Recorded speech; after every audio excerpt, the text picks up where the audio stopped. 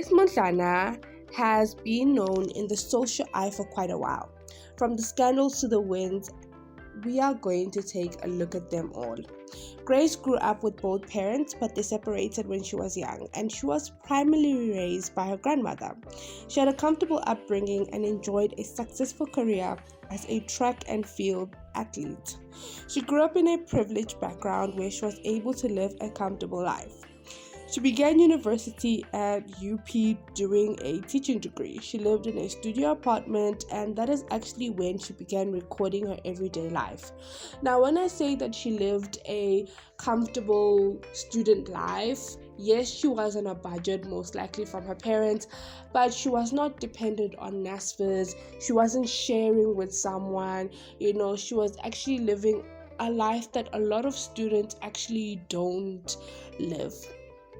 Now, at that time, it was also around COVID, and that's actually what sparked her going into the content creation space because she was actually getting quite bored and was very interested in the whole world of editing and tech. So she started taking videos, long form, of her doing like basic tasks like cleaning the studio or cooking, etc. And then she would put it in like 30-second videos, and it started actually getting popular. At that time, reels were not a big thing, so I definitely think that the fact that she was doing something different at that time actually really made her stand out. A very good engagement in a very short space of time, and I definitely feel like when she started creating content, she was quite relatable to her target audience, which were obviously the youth, which were either doing university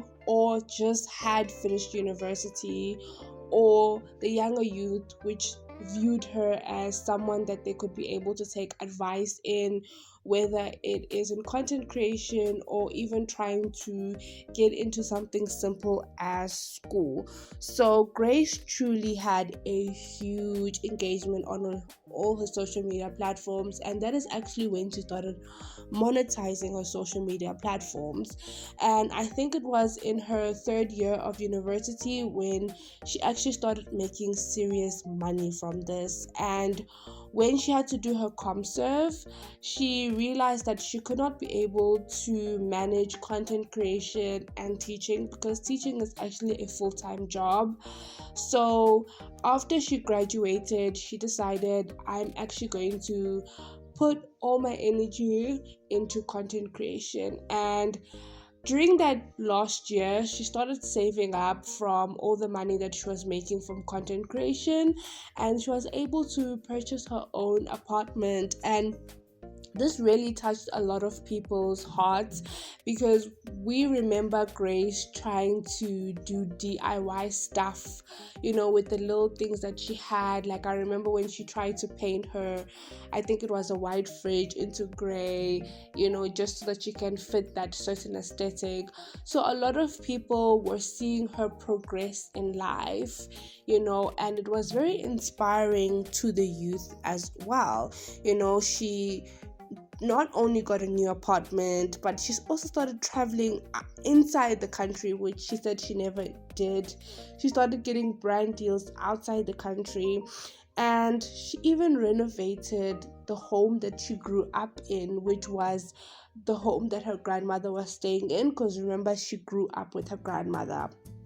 Now, these are inspirations that a lot of people look up to her for. However, she has always surrounded herself in some sort of drama title. Now, it all began when people were not happy with how Grace would respond to, obviously, her audience on her social media platforms. Now, if you become a content creator or an influencer, you have to remember that even though you are the one who's basically doing the hard work by making the videos, by putting yourself out there, at the end of the day, the success of your channel, the success of your page really is dependent on the audience that you actually have. And another thing which is very important, especially in today's time, is engagement.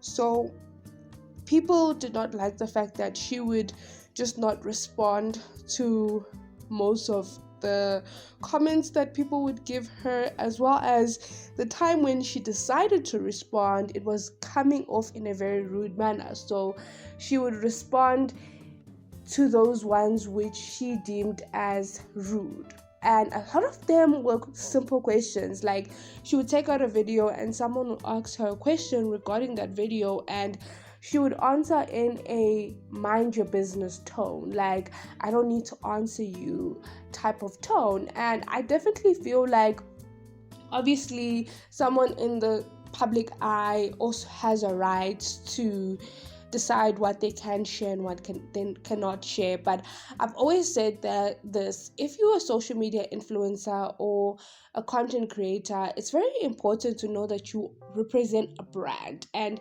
everything that you do and say, you have to be careful, because it obviously is going to be interpreted in a different way. And that's basically what happened. People just immediately labeled her as a mean girl, and it did not help that Lerato Kumalo came out shortly afterwards, basically slamming her, saying that she's mean, she's rude, and she's a bully. And unfortunately, because of her past interactions with her fans, people were like, I mean, Lerato Kumalo has some, weight to it. And few months later, she then decided to have her 24th party, and this party was actually what made things even worse. Now, basically, what happened was she decided to do a party, and because she had been in the industry for quite some time, she started obviously making friends with content creators, which makes so much sense, because who else will know what you are going through, your challenges, etc., than them? However, people didn't understand that you got into the space. I'm sure you have friends, I'm sure you have people. Why were they mostly as your guests than your actual people that you've been with for quite a while? People felt like there were also too many influencers and too many content creators, and they saw that she was coming from a point of, if I have these content creators at my party, obviously they're going to eventually take videos that they were there, and their audience who didn't know Grace will then know Grace, and then obviously they'll eventually go and follow her, etc. So people felt like she only invited them because of that. Now, I don't necessarily believe that, because I've noticed that she has continued friendships with quite a lot of them who were at her party. But I also do feel like she's a very smart girl. That's something that I will never take from her. So if she did see that technique, big ups to her. But unfortunately, like I said, when you get into the public eye, you become a brand. So everything that you do and you say, or however it comes off to the audience, you have to be very careful that it comes off in the right light. Now, finally, the nail to the coffin to her image has been the recent drama with her ex-lover. Now, she came out stating that she was in a relationship for the last 5 years, and they decided to go their separate ways at the beginning of the year. He got a girlfriend, she had a boyfriend, and unfortunately, in the last week of June, he passed away.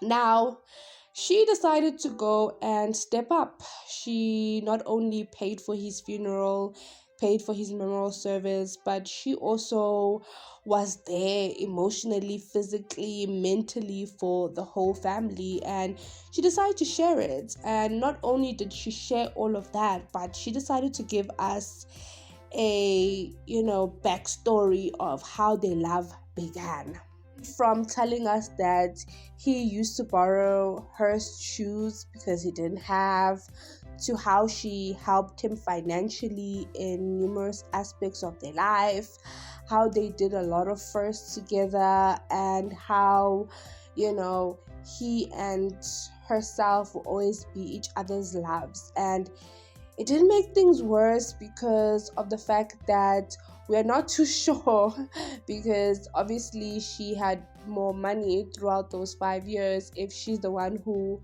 actually bought him his phone, because eventually she ends up having his phone. So she ended up being the one who takes all his colleagues, all his friends, and she would mention that, "Hi, I'm Grace, the partner." The partner, well, she's a partner to someone else. And he, who just passed away, had a partner. And she was going on changing his LinkedIn profile, his Instagram profile. So, yeah, she saw everything. And I'm sure she did this from the goodness of her heart. Shame, I don't want to lie to you. Even though I definitely do think that the reason why she shared it might have some, reasons which were not 100% for himself. But I definitely do think that she decided to help out with the situation of the funeral because she definitely saw that they needed it. And if you know Grace, you know that she's an empath.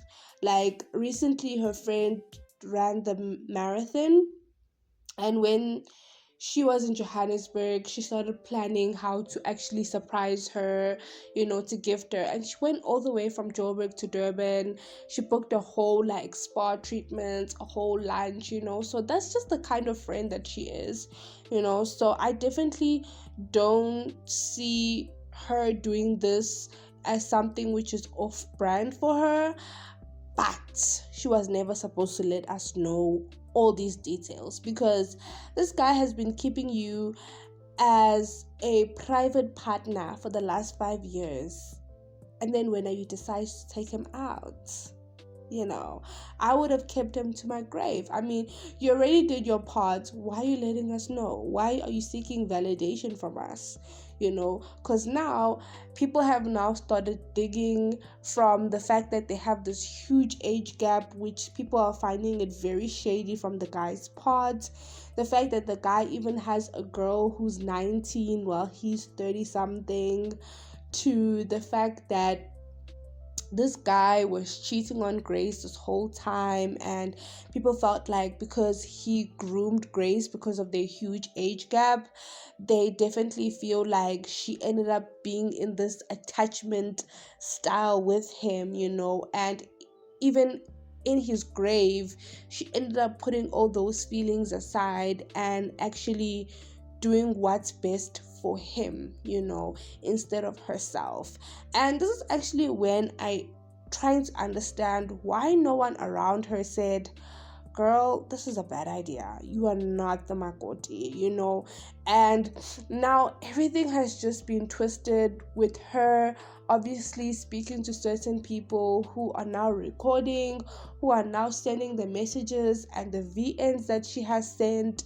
It just does not look good for her as a brand. Like right now, she had to even like close her comment section on all her social media platforms, which is not good, because at the end of the day, if she has like something which needs to go out, because at the end of the day her bread and butter is her social media platforms, she has to open up the comments for engagement, and it's just not going to obviously look sincere. And obviously there will be some brands who might think this is such a great opportunity because she's hot, but there's some brands which are going to feel like this is obviously going to taint us.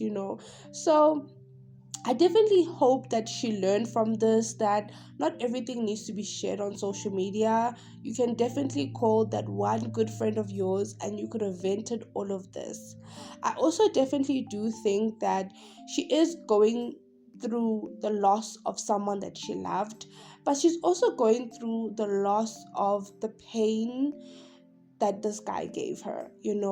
People often don't notice how terrible men can be. And I definitely know that this Sipo Zulu was a terrible partner.